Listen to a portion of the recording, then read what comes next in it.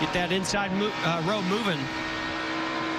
Going into the trial on the last lap, and his hands turned to the right as that car almost jumped sideways. Almirola's gaining. He's got the lead. And right now, these teams are not worried about fuel. They're side by side all the way back. Told Ricky, as you guys have been talking about, fuel mileage really important here as these teams try to get to the end of this first stage. The Hendrick cars. Ricky Stenhouse for J. There were only 4 Fords down on the bottom, so they all went to the top, and Kevin didn't like that strategy in that line. If I push it, I need to know when to lift. So if you see me within a foot, 2 feet of the car in front of me, give me the gap in front, I'll take it. Let a football field a second. You better talk fast. 5 cars out front, single file, double to build Toyota top performers. There are 5 cars in the race for Toyota, and they're running in position. In the 41 is Stuart Haas Racing in 6th. Here's Matt. Mike moving up to cut. Christopher Bell new to the digital dash. He actually went down and talked to his Xfinity team from a year ago and got a visual to go back. Road. It wasn't because of that or Christopher. Ashley Ratcliffe took the blame and said, but it still does come to a slight point. 77 laps complete in the Daytona 500. Of Ryan Blaney. And these runs are getting faster and faster, and you got to be real careful. Ryan Blaney thought about blocking Austin. Have a yellow strip across his bumper, and it's almost like somebody pulled the tape because both Christopher Bell and Sideline is scooting away. Together, figuring out how they could swap that lead position without slowing down the lap times. But what about here in this big, long pile of traffic? Well, and that's what Denny Hamlin was alluding to, is if we're locked in together, they're not going. That's sort of separated. Made a big Fords and Toyotas, 2 apiece.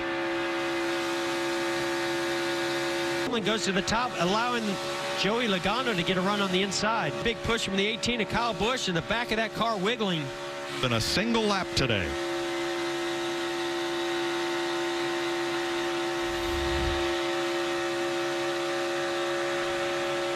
Compared to previous. He won in 2018. He led the final mile.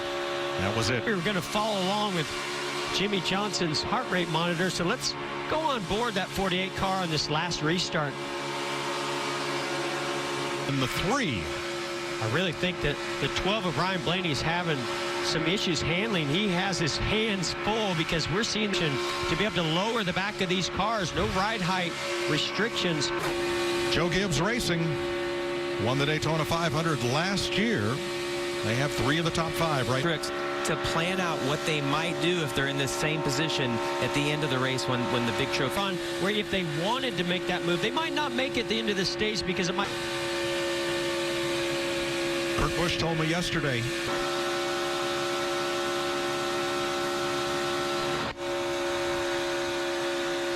The stage winner gets a playoff point that carries all the way through to the penultimate race of the season.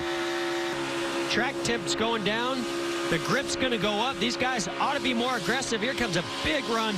95 of Christopher Bell. And the Levine family racing car right here of rookie Christopher Bell.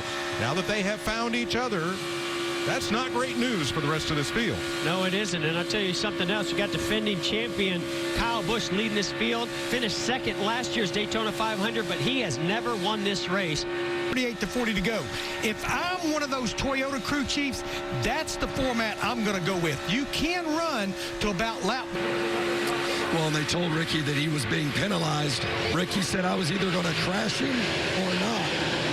Had to make that choice to go below the yellow line, in his opinion. Move that you could say you're being forced, but honestly, I've just never seen NASCAR call it any different than that unless somebody was body slamming you, Larry. And guys, he's got to serve a pass-through penalty, and the window is open. So he's going to have to make 2 trips to pit road, 1 for the penalty and 1 soon for. Well, we saw that on Thursday. Ryan Blaney didn't. 22 car trying to give him a push. Here comes another push.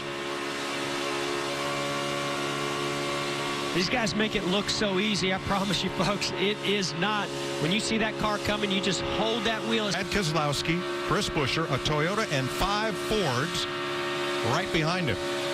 In the complexion of it, we saw where some took 4 tires, some took 2 tires, really split up these groups.